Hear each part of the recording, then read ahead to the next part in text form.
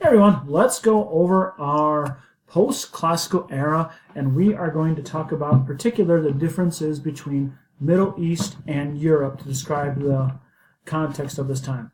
And as you know, our post-classical era is from the year 600 to 1450. Like our previous chapter talked about, in the Middle East, which would be a large part of where the Muslim world was. This would include Arabia, Baghdad, and many other places where Muslims were spreading, and even into North and West Africa as well. What we see is there is paper being made.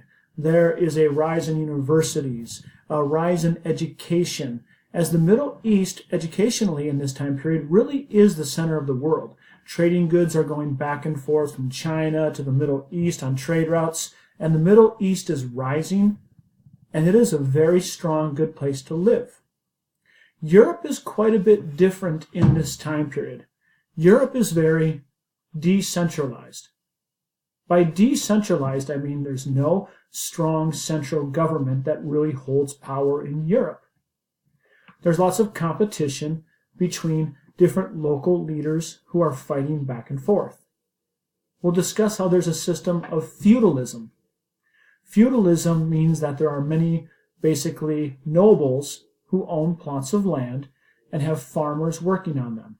The majority of people in Europe were poor farmers who were really stuck to the land where they were living. So why is there such a difference in this era between life in the Middle East and life in Europe? One of the biggest reasons is trade. When we look at the post-classical trade routes, we see that we have the Silk Road going right through here.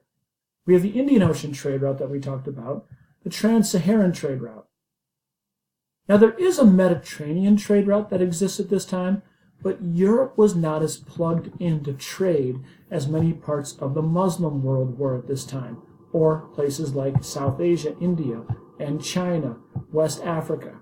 More goods and ideas were moving back and forth, which means these areas were further advanced in academics, further advanced in trade, and technology.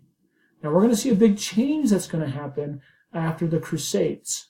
But in this context period right now, we see the Muslim world is more advanced. But we're going to see what happens when the Christians go into the Muslim world during the Crusades and how the world really starts to change after this.